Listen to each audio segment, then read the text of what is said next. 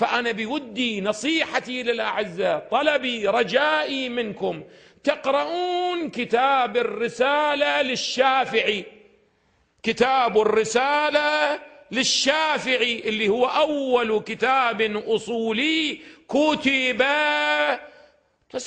بعض يقول لا هشام بن الحكم قابل. أعزائي أنا دا أتكلم الآن ككتاب مستقل في علم الأصول. اقرأوا الكتاب ثم تعالوا إلى علم أصول من بعد سنة وشيعة. شوفوا ايش قد ماخذين من الشافعي. هسه تعالوا أعزائي حتى تعرفون أنه إذن مصدر هذه الكلمات كلها من أين جاءتنا مولانا؟ ها؟ من أين؟ تخافون؟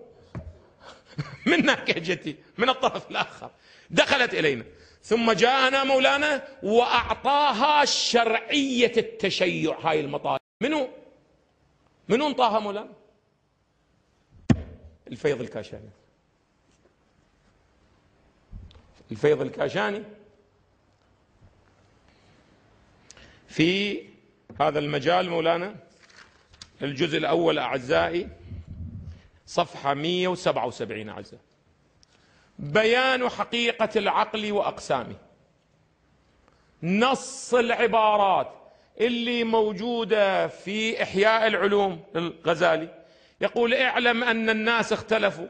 الأول الوصف الكذا، هذه من صفحة 177 178 179. مو فقط مولانا المطالب، هي المطالب ورواياتها. هنا ماذا حدث مولانا؟ عندما يأتي العالم منا أو يأتي أي واحد يريد أن يتكلم على المنابر أو يتكلم على الفضائيات، ينقل الرواية منين؟ من المحجة، وهي روايات المحجة لو روايات من؟ إحياء العلوم.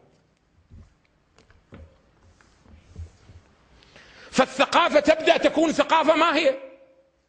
يعني العقل الشيعي بدأ يتنظم ويتكون ضمن يا ثقافة،